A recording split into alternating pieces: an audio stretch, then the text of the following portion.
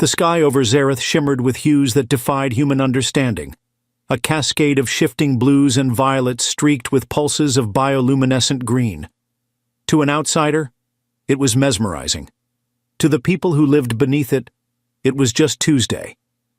Deep in the jungle, where trees the size of skyscrapers sang in the wind, a chunk of charred metal came screaming down from the heavens.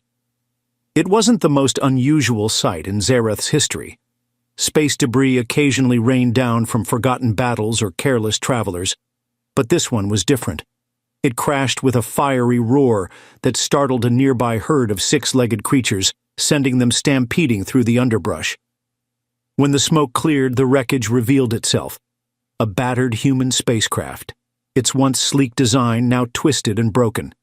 The single escape pod had deployed too late, embedding itself half-buried in the soft, glowing soil. Inside the pod, Grant Holston groaned, his head pounding like he'd just spent 3 days at a Martian bachelor party. He unbuckled his harness and stumbled out into the alien air. The scent hit him first, sharp and sweet, like citrus and ozone had decided to have a baby. "Okay, Grant," he muttered to himself, surveying the strange landscape. "You've officially crash-landed on the set of Weird National Geographic. Good job." Grant wasn't exactly the galaxy's top astronaut. His career, like his ship, had been cobbled together from bad decisions and sheer luck.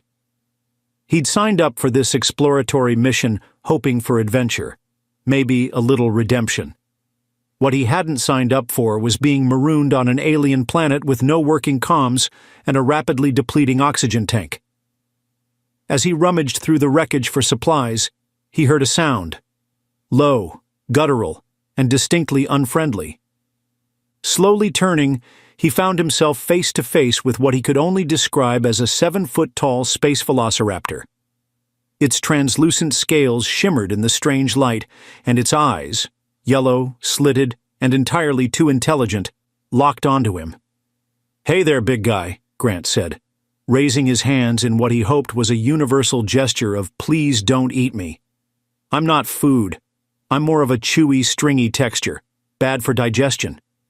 The creature growled, its claws digging into the ground. Just as Grant was about to regret every life choice that had led him to this moment, another figure appeared. This one was humanoid, draped in metallic robes that gleamed like liquid silver. The alien raised a long staff that crackled with energy, and with a single motion the velociraptor thing backed away, hissing. The alien spoke in a language Grant couldn't understand, a series of clicks and hums that sounded like someone trying to tune a radio. He pointed to himself. "Grant, human, not dinner." Then he added with a hopeful grin, "Earth? You've heard of Earth, right? Little blue planet? Kind of a big deal?" The alien tilted its head, then gestured for Grant to follow. Relieved but wary, Grant complied, stumbling along as they wound through the jungle. He tried to take in the sights, trees with glowing fruit, rivers that sparkled like molten silver. But his mind kept circling back to one question. Why hasn't anything killed me yet? They emerged into a clearing where a group of similarly dressed aliens waited. The leader, taller and adorned with intricate patterns on their robes, stepped forward. After a brief exchange of clicks and hums, the leader pointed at Grant, then at the sky, then at the sprawling city in the distance, a dazzling expanse of spires and domes that seemed to hover in midair. "Oh, great," Grant said. "A trial by alien bureaucracy. My favorite." He was led into the city, where every inch seemed alive with technology that pulsed with an organic rhythm. Floating platforms carried citizens across impossible distances, and towers bent and shifted as though breathing. The inhabitants stared at Grant, their expressions a mixture of curiosity and disdain. Eventually, he was brought to a vast chamber lined with shimmering curtains that sparkled like trapped starlight. At its center sat a throne, and on that throne sat her. Grant had seen a lot of strange things in his life, but nothing had prepared him for the alien queen. Her presence was electric, her aura a visible shimmer of energy that seemed to warp the air around her.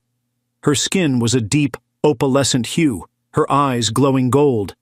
When she stood, the room seemed to hold its breath. "You've got to be kidding me," Grant whispered to himself. I crash-landed into the lap of Queen Electric Death. The Queen raised a hand and the air crackled. Grant flinched, expecting to be fried where he stood. Instead, the energy seemed to ripple harmlessly around him.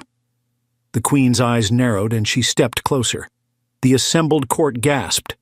Grant blinked at her, then looked down at himself. Wait, I'm not dead? That's new. The Queen's voice rang out melodic but laced with steel. Though Grant didn't understand the words, the meaning was clear. Why are you still alive?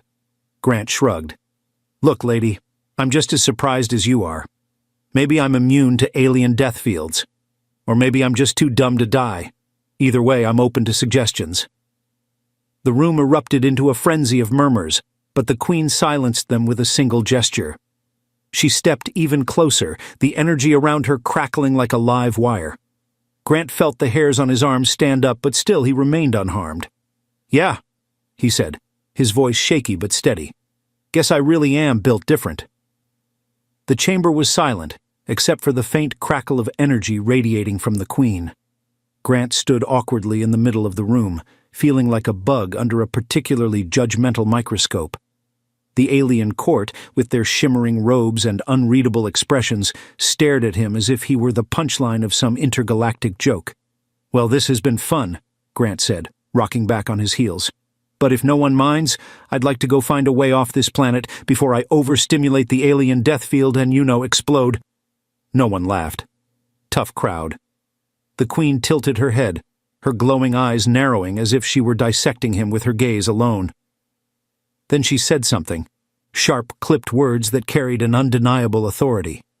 A nearby alien, who Grant assumed was some kind of translator or overly enthusiastic fashion model, stepped forward and spoke in a halting approximation of English. Her Radiance, Zalith Renaris, Queen Eternal of Zareth, asks how you remain. Not dead. Grant scratched the back of his neck. Honestly, I'm asking myself the same question. Could be the jumpsuit. It's flame retardant. Does that help? The translator blinked, clearly unamused. Her Radiance also demands to know why you are here. Crash landing mostly, Grant said, holding up his hands. Totally accidental. Although if you have a Yelp page, I'll be leaving a glowing review for your hospitality. The court murmured, their voices a soft hum of alien discontent. The Queen raised a hand, and the murmurs ceased instantly. She stepped closer, her energy field shimmering like heat waves on a summer road. Grant swallowed hard but didn't move. If she was going to vaporize him, he figured running wouldn't make much of a difference. Instead, she leaned in, her expression inscrutable. The energy licked at the air between them, but still it didn't harm him. Grant felt a bead of sweat slide down his temple. Look, I don't know how this works, he said, trying to sound braver than he felt. But I'd appreciate it if we skipped the whole death by alien queen thing. To his surprise, the Queen's lips curved ever so slightly. Was that a smirk? Before he could be sure, she turned sharply and addressed her court in their clicking, humming language. The translator returned to Grant's side, their tone clipped. You will accompany us. The Queen requires further study. Study? Grant raised an eyebrow. Not to brag, but I failed biology. Twice. The translator didn't dignify that with a response, gesturing instead for him to follow. As he was led through the Citadel's labyrinthine corridors, Grant couldn't help but marvel at the alien architecture. The walls seemed to shimmer with an inner light, the surfaces alive with shifting patterns that reminded him of neural pathways. It was beautiful, in a way that made him feel both awestruck and incredibly small. So, he said, addressing the translator as they walked, is she always this intense, or is this just a welcome to the planet kind of vibe? The translator shot him a withering look. Her Radiance is always as she must be. Got it. No sense of humor? That's going to be a tough one for me. They arrived at a large circular chamber that looked like a cross between a laboratory and an art installation. Strange devices hummed and whirred, their purposes a complete mystery to Grant.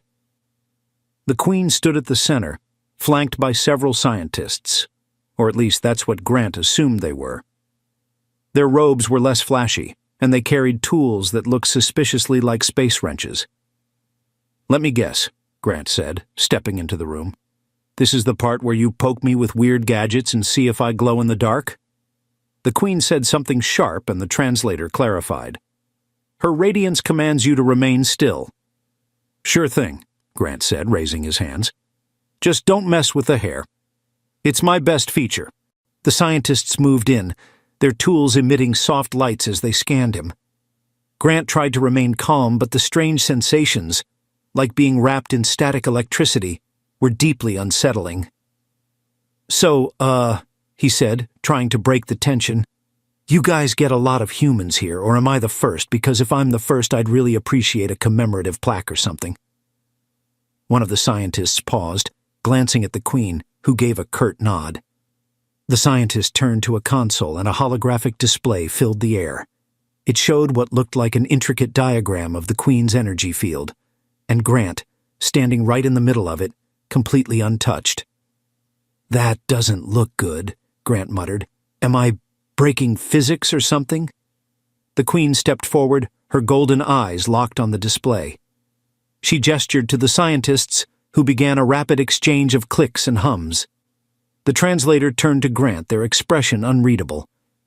"Her radiance believes there is something within you, something unique." Grant raised an eyebrow. "Like, emotionally? Because I've been told I'm a very complex person." The translator sighed, clearly regretting every life choice that had led them to this moment. "Not emotionally. Biologically." "Oh." Grant blinked. "That's slightly less fun." The Queen approached him again, her energy field crackling softly. This time she extended a hand, not to touch him, but as if inviting him to step closer. Grant hesitated. "You sure about this? I don't have insurance for this kind of thing." The Queen said something, her voice calm but commanding. The translator didn't bother to interpret, simply gesturing for him to move. With a deep breath, Grant stepped forward.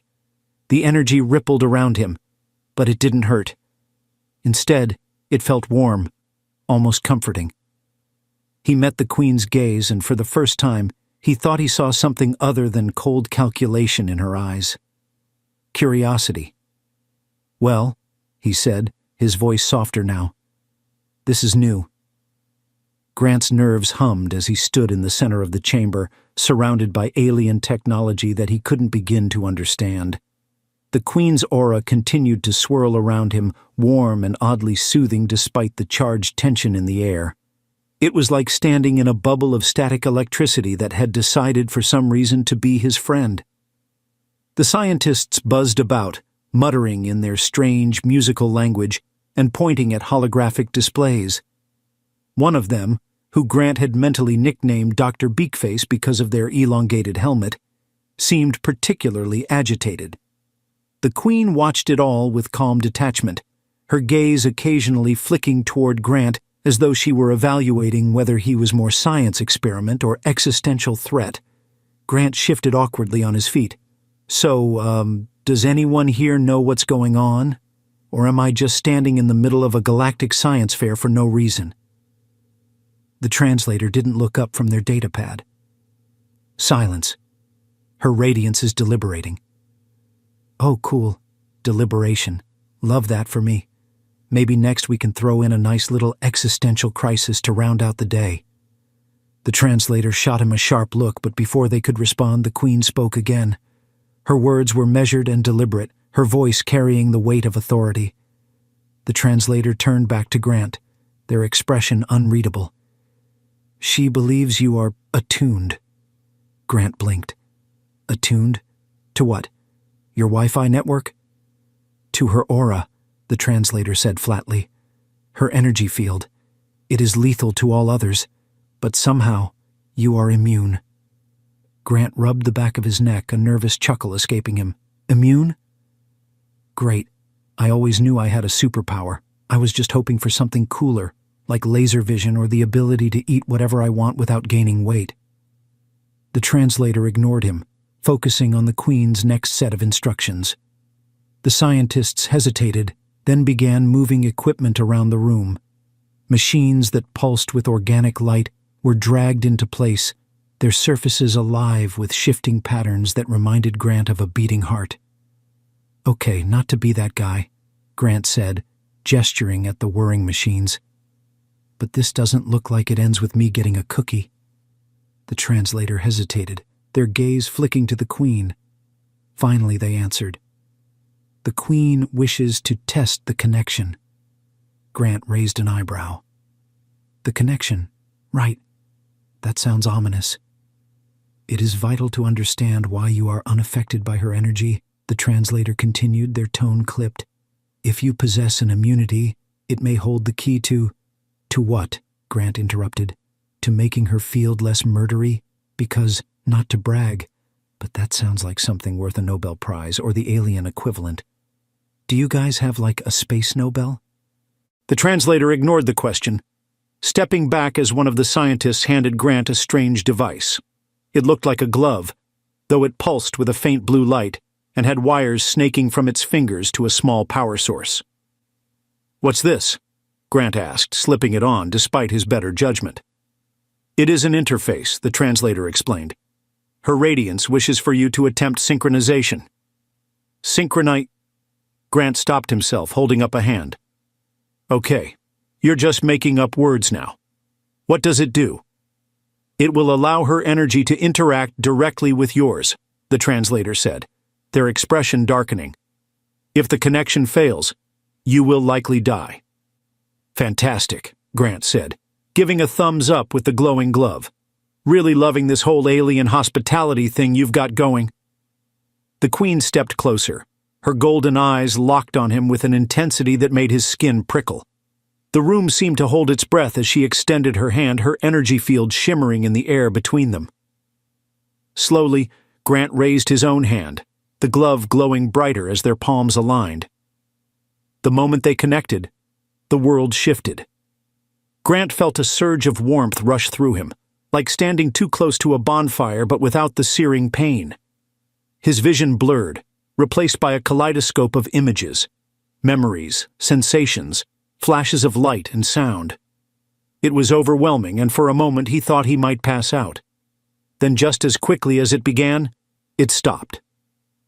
Grant blinked, realizing he was still standing. The Queen withdrew her hand, her expression unreadable, though the court around them erupted into whispers and frantic gestures. "What just happened?" Grant asked, his voice shaky. The translator hesitated, then said, "You survived." "Yeah, no kidding," Grant muttered. "Care to explain what I just survived?" The Queen spoke again, her voice softer now, almost contemplative. The translator glanced at her, then back at Grant. "She believes you are connected to her energy. Somehow you share its frequency. It is unprecedented." Grant frowned. "Unprecedented how? Like, unprecedented good or unprecedented bad?" The translator's silence was answer enough. "Well, that's comforting," Grant said, trying to ignore the pit forming in his stomach. "So what now? We throw a parade? Build a statue? Maybe let me go home?" The Queen stepped forward, her gaze locked on his. Though she said nothing, Grant felt the weight of her presence, the unspoken message clear. "You are not leaving, not yet." Grant sighed, rubbing his temples. "Great. Guess I'm staying for the after-party." The alien citadel buzzed with an energy that Grant could almost taste, metallic, electric, and alive. The Queen's court had emptied in a flurry of panic after her declaration. The human was attuned to her energy, an anomaly that could either save or doom her empire. Only a handful of figures remained in the chamber now. The Queen, her most trusted advisors, and Grant still wearing the glowing glove that had nearly fried his nervous system. "Right," Grant said, clapping his hands together in a gesture that felt wildly inappropriate for the gravity of the moment. "So what's next? Do I get knighted, or do we skip straight to the accidental savior of an alien civilization plaque?" The Queen's gaze was steady, but there was something new in her eyes, a flicker of uncertainty. For someone who ruled an empire with lethal energy radiating off her like a deadly halo, she suddenly seemed vulnerable. She spoke, her words slow and deliberate, and the translator dutifully stepped forward. She says the connection between you and her is growing stronger. If left unchecked, it could destabilize her energy field, or amplify it beyond control. Destabilize? Grant repeated. That's not exactly a confidence booster. Are we talking oops, I tripped the cosmic circuit breaker, or goodbye planet levels of destabilize? The translator hesitated. Her radiance believes both outcomes are possible. Grant let out a low whistle. Great. So, what's the plan? Because I didn't exactly sign up to be the fuse in an alien doomsday device. The Queen gestured toward a massive console that pulsed with shifting patterns of light. The translator explained, this machine, ancient and powerful, can neutralize her energy field permanently, but it requires a conduit to bridge the connection. Grant tilted his head. Let me guess. That's me. The translator nodded. If you succeed, the Queen will no longer emit the lethal field. She will be free to walk among her people. Her empire will no longer be ruled by fear. But if you fail— Explosion, Grant finished, making a small popping gesture with his hands. Got it, high stakes, love that for me, that for— The Queen stepped closer, her expression softening in a way that surprised him. She spoke again, and this time the translator's voice held a rare note of warmth. She says she would not ask this of you if there were any other way, but she believes you are capable of succeeding. You are unlike anyone her people have ever encountered. Grant blinked, caught off guard. Well, thanks, I guess. Not every day you get a pep talk from a glowing space monarch. He looked at the console, its shifting lights mesmerizing and intimidating all at once. He'd spent his whole life avoiding responsibility, skating by on charm and dumb luck. Yet here he was, the literal key to saving an entire civilization. Talk about an upgrade from forgetting to call his landlord about a leaky faucet. All right, he said, squaring his shoulders. Let's do this. The scientists prepared the console, attaching cables and glowing nodes to the glove on Grant's hand. As they worked, he glanced at the Queen. Hey, before I potentially blow up, I just want to say, your whole intimidating deity vibe, it's kind of growing on me. The translator didn't bother translating that one, but the Queen's lips twitched in what might have been amusement. Grant stepped onto the platform, the console humming with power beneath his feet. The glove on his hand pulsed in time with the Queen's energy field, the connection between them tangible and alive. He took a deep breath. Here goes nothing. The machine roared to life, and a surge of energy rushed through him. It wasn't pain exactly, but it wasn't pleasant either, like being hit by a tidal wave of static electricity. The Queen's energy field shimmered brighter, and for a moment, it felt like the entire universe had narrowed to the two of them. Images flashed in Grant's mind, memories that weren't his. He saw the Queen as a child, isolated and revered, her every step shadowed by the lethal field that made her a god and a prisoner. He saw her loneliness, her longing for connection, and he saw her fear that without her aura, she would be nothing. You're more than that, he murmured, his voice barely audible over the machine's hum. You're more than just the field. The Queen's gaze met his, and in that moment, he knew she understood. The machine's hum reached a crescendo, and then with a final blinding pulse of light it was done. The Queen's aura flickered and dimmed until it was gone entirely. She stepped forward, her golden eyes wide with wonder, and for the first time she touched someone. Her hand rested lightly on Grant's arm, and he grinned. See? Told you I'd survive. The court erupted into cheers, and the Queen's stoic mask cracked into a genuine smile. For the first time in centuries, she was free. Later, as Grant prepared to leave the planet aboard a repaired shuttle, the Queen stood beside him at the launch pad. So, he said, trying to sound casual, I guess this is goodbye. She nodded, then spoke softly. The translator hesitated before interpreting. She says you have changed her, and her people. She will not forget you. Grant smirked. Yeah, well, saving civilizations is kind of my thing now. As the shuttle door closed, Grant looked back at the Queen, standing among her people with a lightness in her posture he hadn't seen before. He gave her a two-fingered salute. "Take care, Your Radiance." The ship lifted off, leaving the alien world behind. Grant leaned back in his seat, staring out at the stars. For once, he didn't feel like he was running away from anything. He was heading toward whatever came next, and for the first time, he was ready.